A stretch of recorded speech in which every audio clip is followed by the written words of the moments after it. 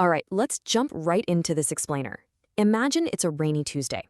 Our friend Mira sits down at her desk to fix just one weak section of her research proposal. The question she's tackling is super clear, the difficulty feels perfectly balanced, and suddenly every paragraph just kind of naturally tells her exactly what the next one needs to say.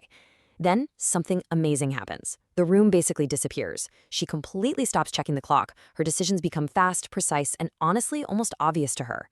When she finally looks up, more than 2 hours have vanished, and the hardest section of her entire project is just done. That right there, that is flow. It's this incredible state of deep, effortless absorption. But here's where it gets interesting, because the very next day, Mira tried to make it happen again. She had the same desk, the exact same laptop, the same coffee, and absolutely nothing. She kept changing her playlists, she's checking her messages, she's got 5 different tabs open, and every couple of minutes she kept stopping to ask herself, wait, am I in flow yet? It's a fascinating comparison. The harder Mira chased that feeling, the further away it slipped. The truth is, you simply cannot order flow to appear by brute force. But you absolutely can build the conditions that invite it in. Now, before we actually build those conditions, we need to quickly debunk 3 massive flow myths. First off, flow is not simply working fast. Second, it is definitely not that frantic panic you feel right before a last-minute deadline. And third, it is absolutely not some permanent 24/7 superpower that elite performers just switch on for 8 hours a day. Instead, flow is what we call an emergent state. It really only appears when very specific conditions align. You need a clear goal, feedback that arrives quickly, and a challenge that stretches your skill without completely overwhelming you. And crucially, it requires uninterrupted involvement so your attention can truly get absorbed. And that need for uninterrupted involvement brings us to a huge barrier. I want you to think of your attention like a really strong, focused spotlight. When a message pings and you swing that spotlight over to look at it, it feels like an instant clean switch, right? Well, academic research by Sophie Leroy reveals something called attention residue. Basically, even when you switch back to your main work, a fragment of your attention stays stuck on that previous message.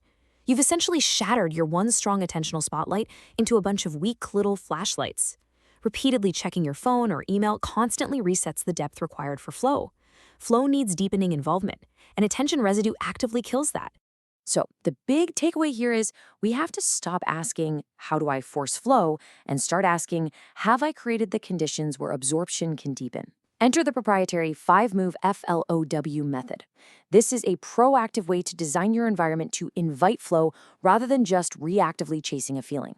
We're going to walk through every single step, fix the finish line, lock the exits, operate at the edge, work in a bounded flow wave, and finally withdraw and write the return. All right, step 1 is F. Fix the finish line.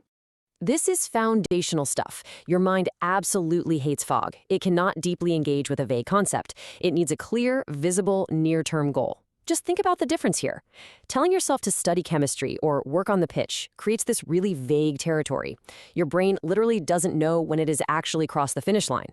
Compare that to a proximal goal, like solve 10 equilibrium problems or draft the 5-slide argument. Do you notice the action verbs there?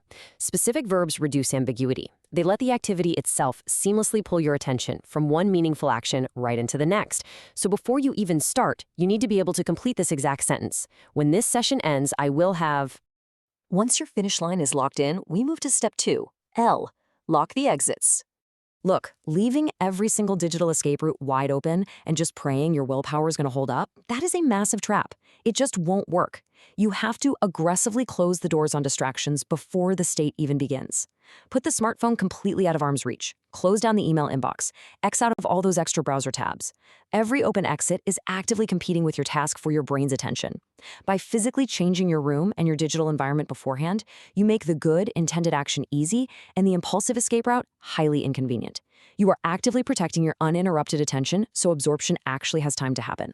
Moving right along, we have O, operate at the edge.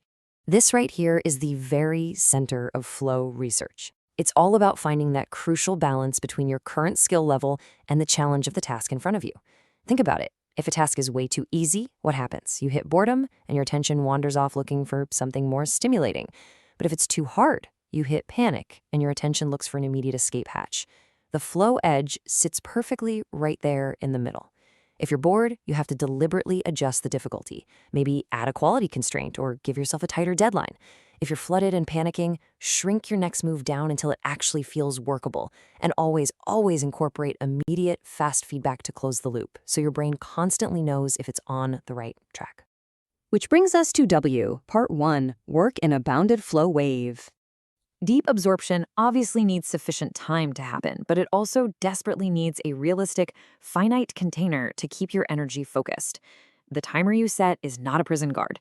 It's a protective fence around your focus. And honestly, duration is entirely adaptive. Let me be clear. One single timer length is never universally correct. If your focus is feeling a bit rusty, start with a 20-minute wave. If you're tackling some massive, complex coding problem, maybe it's 90 minutes. Inside this fence, you have one clear goal, a match challenge, fast feedback, and nothing else. You're simply giving the state a safe little container to flourish in. And finally, W, Part 2, Withdraw and Write the Return. So many ambitious workers are terrible at this step. They end up ruining tomorrow's focus by turning one really amazing, productive flow session today into 3 exhausted, burnt-out hours. You have to know the difference between a fake break and real recovery. A fake break is finishing your timer and then immediately grabbing your phone to doom scroll or check a barrage of urgent alerts. That is just exhausting context switching. Real recovery, actually walking away, drinking some water, finding genuine psychological detachment, is a required restoration of your attentional capacity. Recovery is not a reward for flow. It is a mandatory part of the practice. And right before you take that real break, you need to preserve the doorway back in for next time. Psychologist Peter Gollwitzer's research on implementation intentions is brilliant for this. Basically, you leave a precise, handwritten if-then cue for your future self. Instead of some vague to-do list, leave a cue like, when I sit down at 9 o'clock, I will open slide 3 and write the evidence line. It connects a specific future time to a highly specific behavior. This perfectly bridges the gap, meaning your brain doesn't have to waste any precious energy tomorrow figuring out where to start. Let's replay Mira's day, but this time, let's watch it chronologically using this method.